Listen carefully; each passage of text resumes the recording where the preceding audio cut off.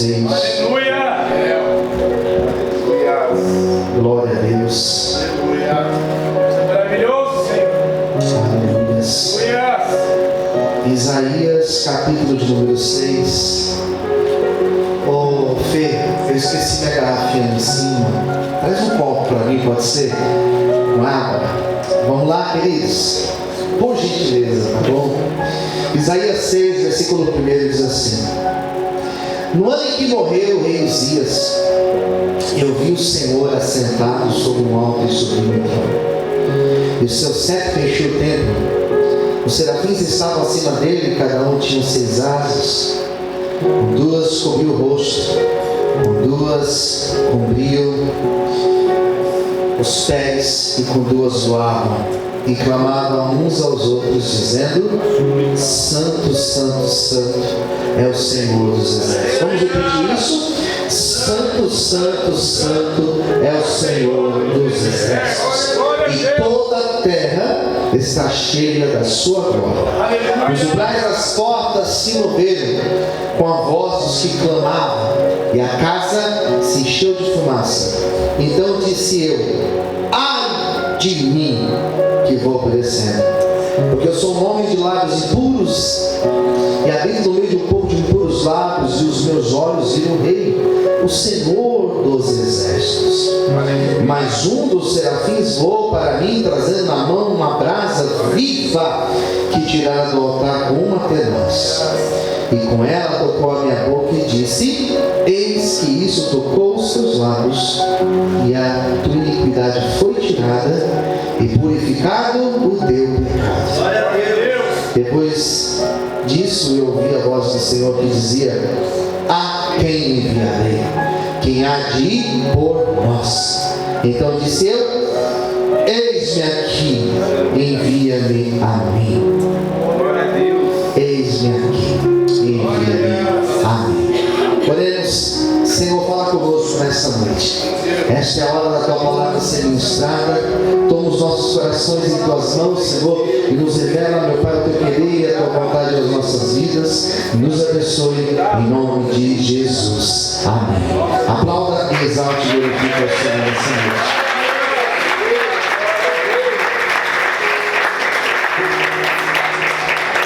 Acredito que não vai ter tempo, não terei tempo para falar dessa palavra inteira, mas eu quero dar um destaque hoje a algo que Deus ministrou no meu coração dentro desse texto e dentro daquilo que nós estamos ouvindo nos últimos dias. Desde o dia 31 de dezembro eu tenho ouvido Deus falar através da palavra dele aqui nesse lugar, de forma gloriosa. E esse texto de Isaías, não sei se você conhece, se não conhecia, está conhecendo agora. Isaías foi um dos grandes nomes dos profetas do Antigo Testamento, um profeta que teve visões e revelações da parte de Deus, para a nação de Israel, uma nação que estava se perdendo. Não somente estava se perdendo, mas uma nação que se perdeu. E por que eles se perderam, pastor? Porque eles não ouviram a voz de Deus. Porque na hora que Deus usou os profetas para falar com eles, eles não se atentaram à voz de Deus. Deus sempre fala conosco. Nem sempre nós ouvimos, mas Deus sempre fala conosco.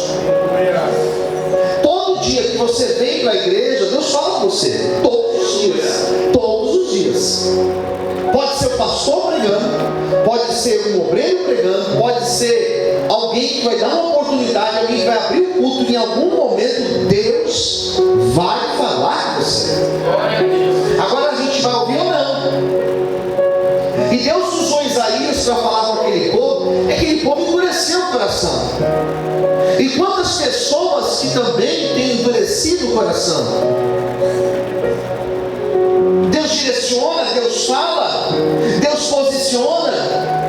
Deus não mandou ir, a pessoa vai. Deus não mandou fazer, a pessoa faz. Deus mandou a pessoa voltar e ela não volta. Deus mandou a pessoa ir para a esquerda, ela não vai para a esquerda, ela vai para a direita. Ontem falamos sobre Jonas aqui. A palavra de ontem foi sobre Jonas. Deus mandou ir para um lugar, ele quis ir para um outro lugar. E não deu certo.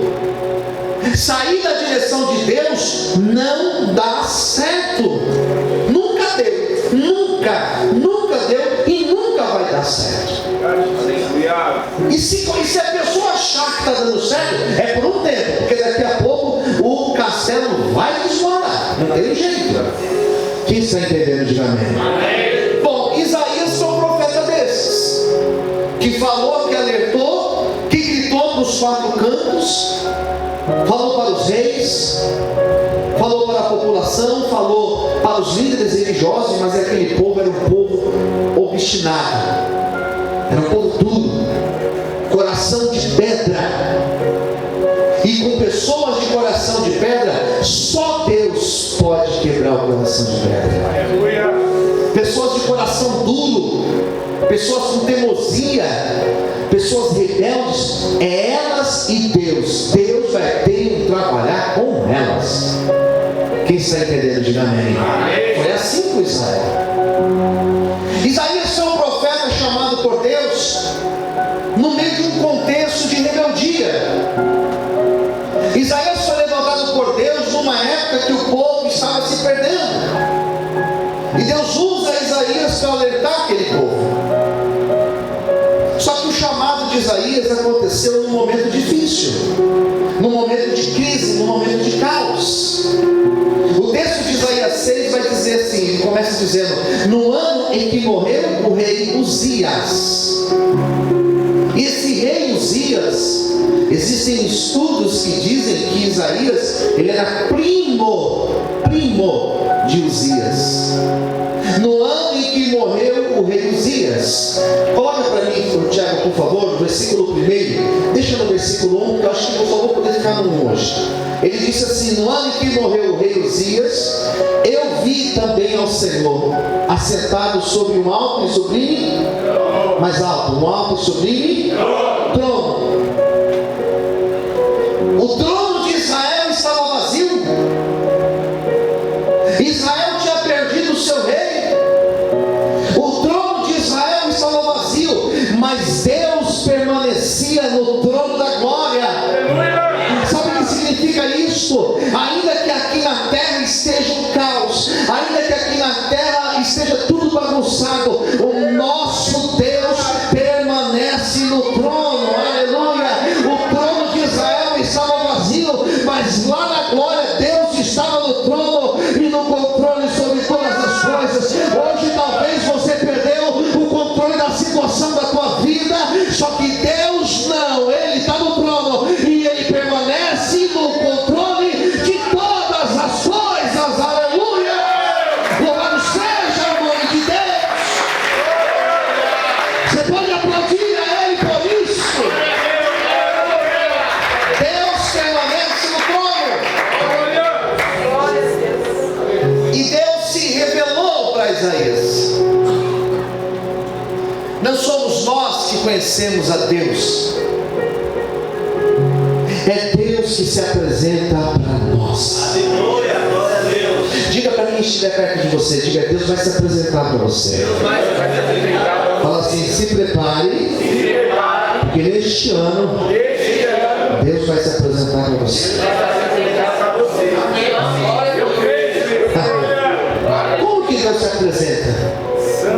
Deus se revela para nós. Alguns conheceram Deus. Escuta, alguns conheceram Deus em cima de um leito de enfermidade.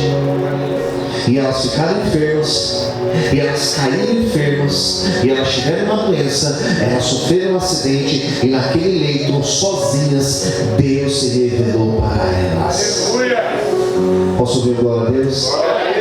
Deus se revelou para algumas pessoas, não foi no leito. Para alguns Deus se revelou, sabe onde? Na derrota financeira, na crise material. Existem pessoas que nunca tiveram uma crise financeira, material, mas algumas outras tiveram, quebraram. Eu conheço pessoas que tinham e elas quebraram. Quebrou igual arroz de segunda. Quebrou. E na derrota financeira, contando as moedas, Deus se revelou para elas. Quem está entendendo, diga amém. Para algumas pessoas, Deus se revelou no momento de depressão, no momento de ansiedade, quando os remédios, quando o ansiolítico, quando o antidepressivo já não fazia mais efeito, quando a terapia não fazia mais efeito, quando as pessoas falavam e aquelas palavras não faziam mais efeito, nesse vazio da alma, Deus se revelou para essas pessoas. Para alguns, Deus se revelou na solidão, quando elas ficaram sozinhas. Deus se revelou para elas. Lembra do caso de Jó? Eu te conhecia de ouvir falar, agora os meus olhos te veem. Jó ficou sozinho no fundo do poço e Deus se revelou para Jó. Sabe o que eu entendo na Bíblia? Que Deus sempre quer se revelar para nós. É impossível você ir lá para Foz do Iguaçu e você entrar naquelas cataratas de Foz do Iguaçu, você vê aquela queda d'água. É impossível, nós que acreditamos em Deus, é impossível você chegar naquele lugar e você não sentir a presença de Deus. É impossível. Você vê aquela natureza, você vê aquela água, você vê a glória de Deus naquela natureza. Queridos, você olha para o pôr do sol, você olha para o nascer do sol, você vê aquela glória, você vai no mar, você vê o mar, queridos, você vê aquele oceano maravilhoso, aquele mar maravilhoso. É impossível você não pensar em Deus, na grandeza de Deus. Quem concorda comigo, diga amém. É impossível você ver uma criança nascer, igual eu vi minha filha nascer em novembro agora, dia 2.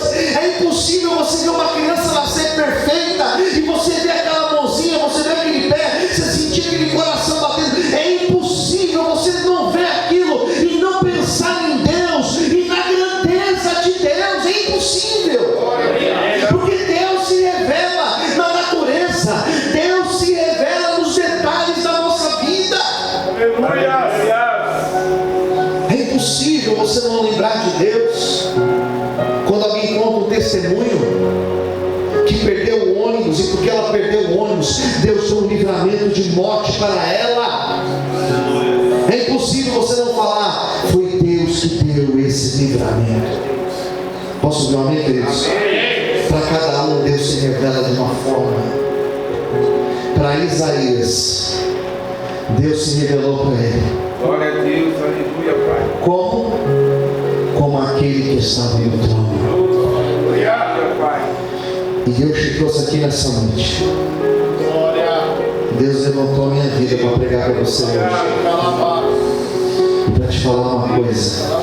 Quem está ouvindo Deus aqui, diga amém. Sabe que Deus está falando com você nessa noite? Que Ele está no trono. O nosso Deus continua no trono, aleluia. O nosso Deus continua no trono. Pastor, eu não sei mais o que eu faço com meu filho, eu não sei mais como lidar com meu filho, eu não sei mais como convencer meu filho às coisas de Deus, eu não sei mais como convencer minha filha.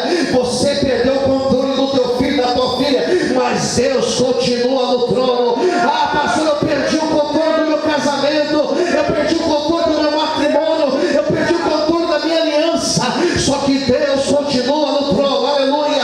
Pastor, eu perdi o controle da minha vida financeira, eu estou endividado, comecei esse ano no vermelho, estou passando por uma prova financeira, só que Deus continua no trono. Ele está no trono, Ele está no trono, Ele está no controle.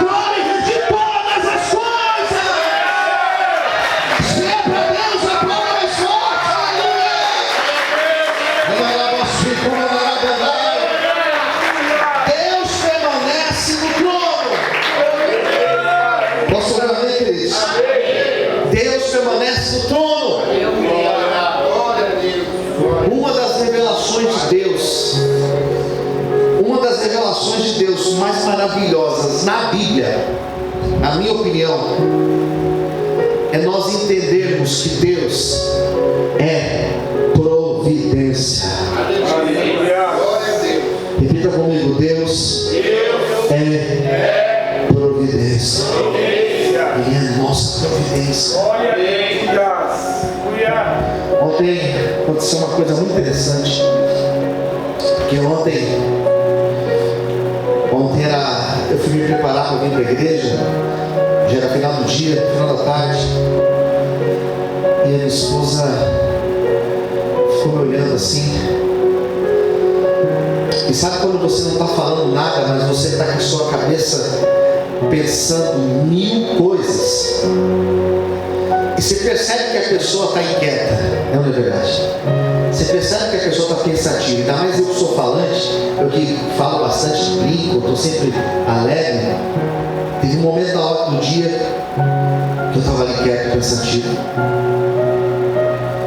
E minha esposa chegou para mim e falou: o que você tem? O que você está pensando? Por que você está preocupado?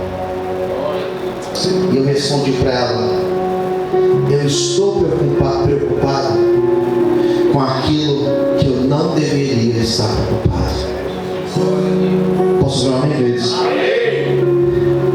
Existem preocupações que nós não temos que ter.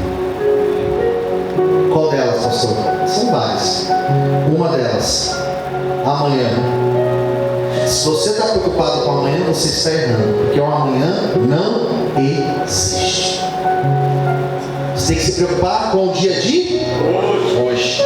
Estou preocupado porque ontem está errando, porque o ontem não existe. Ontem passou, amanhã não existe. Talvez vai existir, talvez, se Deus permitir. Nossa preocupação é o hoje. E eu falei para ela: estou preocupado com coisas que eu não precisava me preocupar. Estou preocupado com a missão, estou preocupado com o valor de missão, estou preocupado com isso, com aquilo, com a igreja, mas são coisas que elas não estão no meu controle. Aleluia. E aquilo que não está no meu controle, aquilo que não está no teu controle, não se preocupe, porque está no controle de Deus, e Deus permanece no trono e no controle de todas as coisas. Você pode aplaudir e exaltar a Deus por isso. Aleluia. Aplauda o Senhor bem forte. Aleluia. Talvez hoje você entrou aqui e você está preocupado, você está preocupada. Mas você entrou aqui hoje dizendo: pastor, não sei o que eu faço.